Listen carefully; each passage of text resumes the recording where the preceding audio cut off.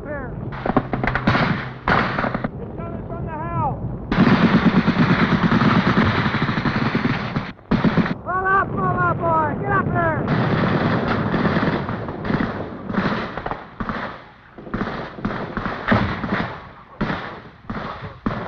Ambush!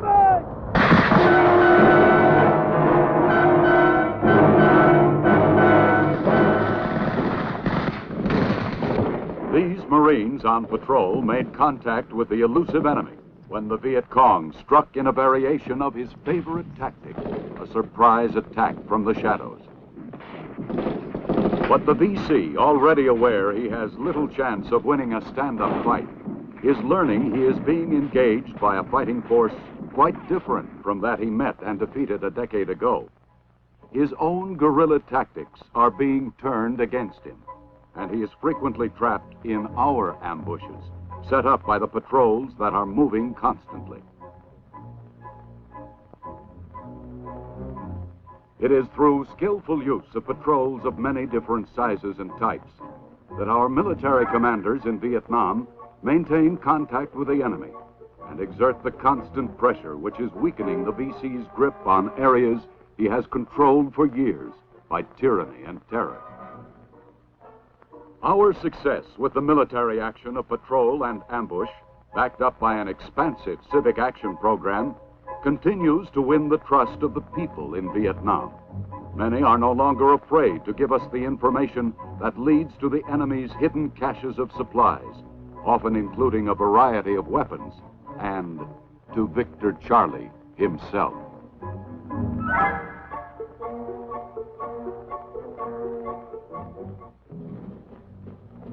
For every patrol, of course, the way is strung with danger.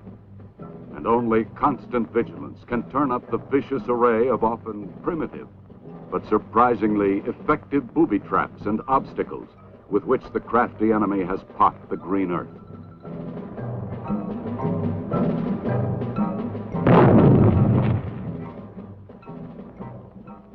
Every cave must be thoroughly and cautiously explored.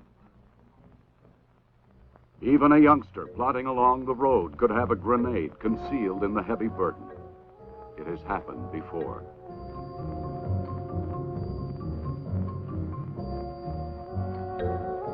The patrol must wait until the road itself is swept with mine detectors. When it moves on, it finds the spider holes in which snipers have been or may still be hiding. The patrol search turns up punji pits filled with needle-sharp bamboo sticks.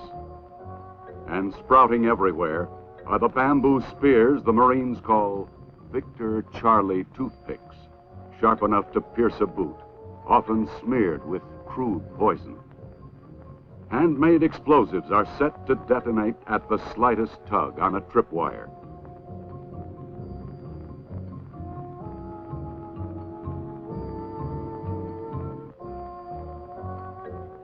Yes, every foot of the way is strung with danger.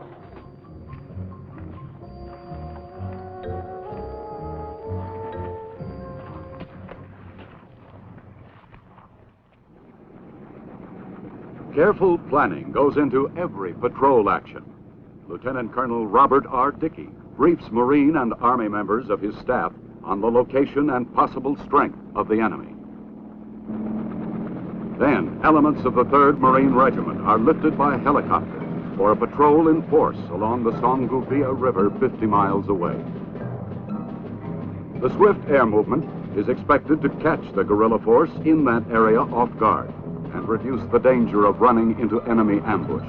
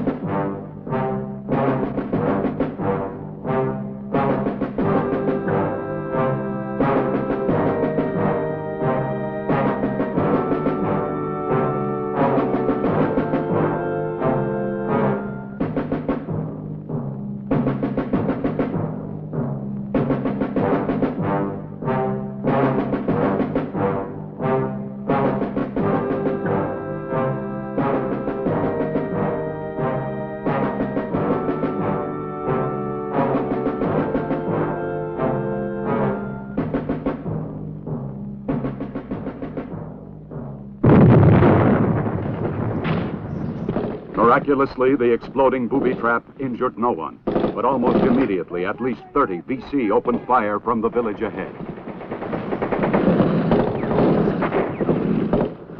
Bullets rip through the leaves, and a Marine is hit. Then the Navy hospital corpsman, who crawled to help him, is also wounded.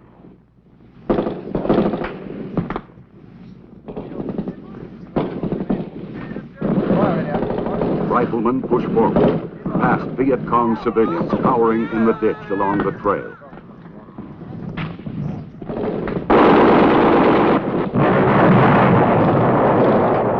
The action is heavy, but finally the firepower of Delta Company's 1st Platoon begins to tell, and the enemy tries to disengage.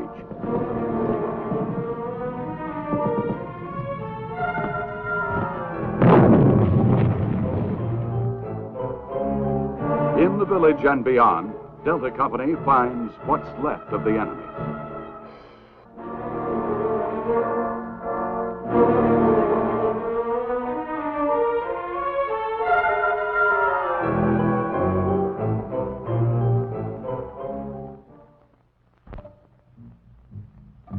The search yields confirming evidence that the Vietcong has been there in strength.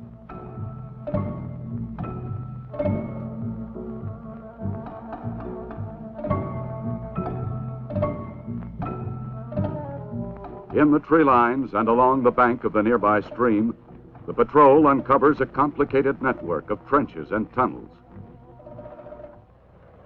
After a careful probing, Marine combat engineers are called forward to destroy the enemy fortifications.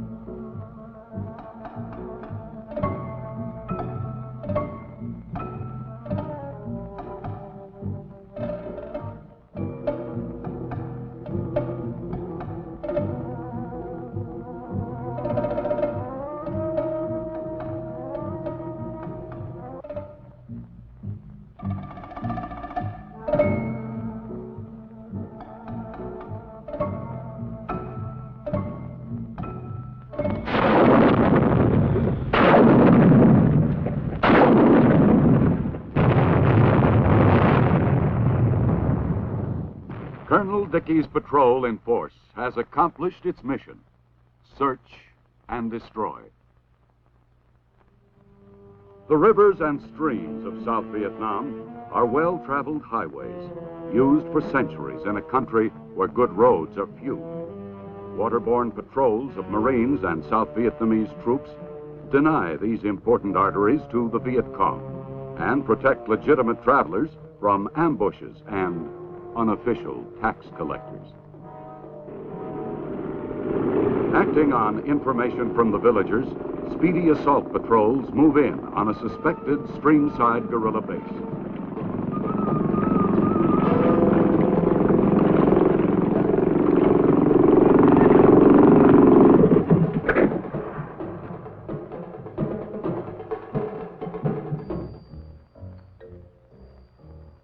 Always, the mission of the patrol is to make contact with the enemy, to determine his strength, disposition, and intentions, to seek him out and destroy him.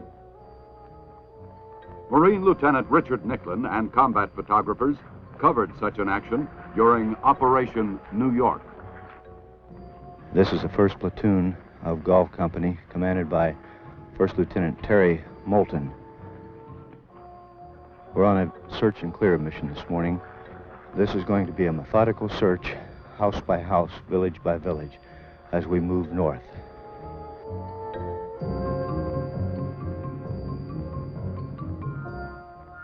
We're looking mostly today for military-age men that may possibly be VC.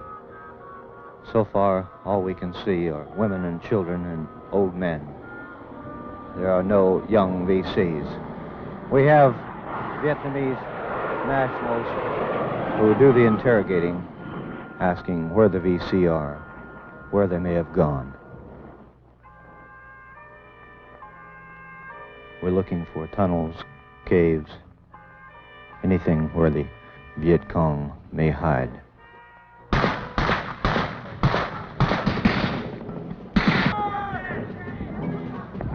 We've just run into some VC here in the area.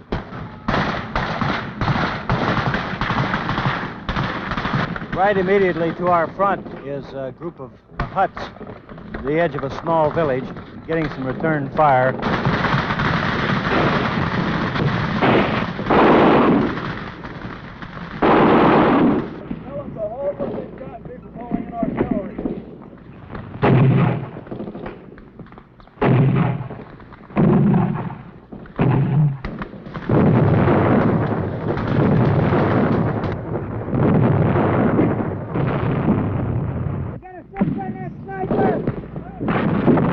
We've been chasing these VC since 8 o'clock this morning, so it's been a long haul until we finally found them.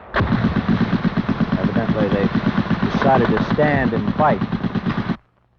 These Vietcong are elusive. You can't see them. All you can do is hear the bullets as they come at you. They've just moved out on a line to assault this position, hitting it with everything they've got. And if there's any VC in there, that'll sure as hell clean them out. Those words speak of the courage and determination and high resolve of all the men and women, civilian and military, supporting the pledge of President Johnson that the threat of a communist takeover in South Vietnam will be eliminated, and peace with freedom and the right of self-determination will be won for its people.